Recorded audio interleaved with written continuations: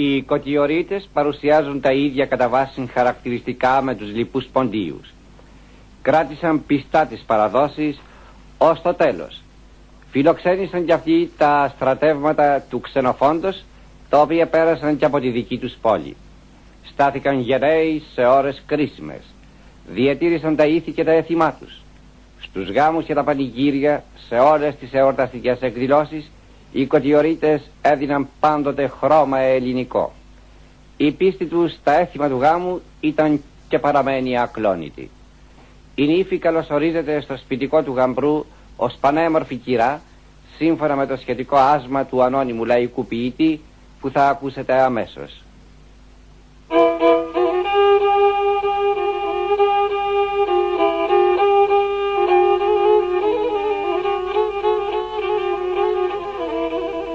Καλώς την κυρά νύφη